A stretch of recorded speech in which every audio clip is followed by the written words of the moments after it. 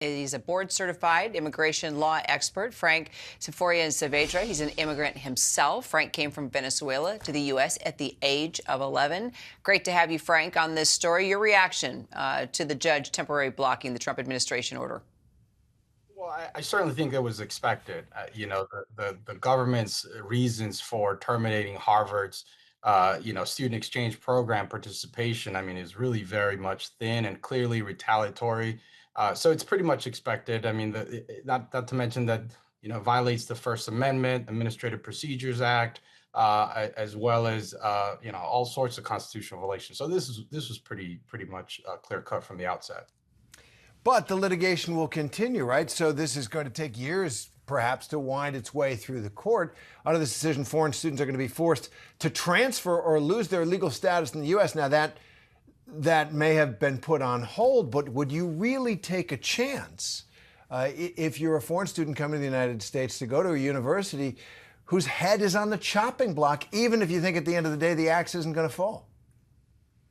Yeah, and that's the concern. And I think that's what Harvard moved so quickly on this, right? I mean, I think the issue, they filed a lawsuit, I think in less than 24 hours from when the government announced its decision. So because they know that this is going to certainly have a chilling effect on the number of students that enroll at Harvard, and we can certainly expect that it's going to affect their bottom line.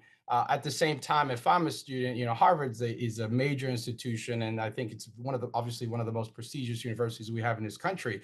And I have tremendous ability to fight the government on these issues, and not to mention the fact that, in my opinion, legally speaking, they're standing on very strong ground.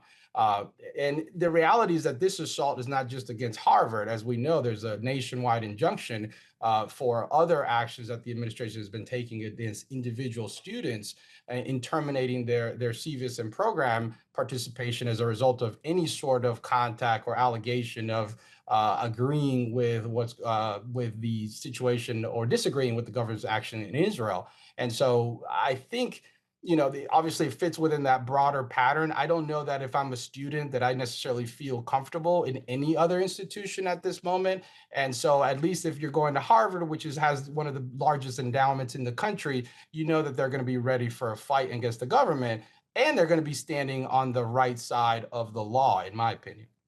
How about one of the schools in the country, too? I'm sure this is a pretty big discussion within the classroom right now. There's a hearing in this case on Tuesday. What do you think we can expect, Frank?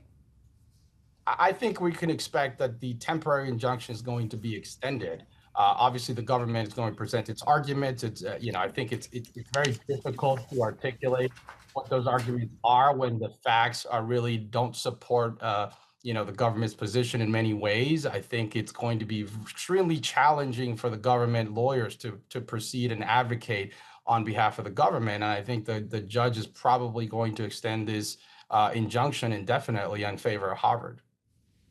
Frank Symphorien-Saavedra, thank you so much for weighing in, Frank. Thanks for having me.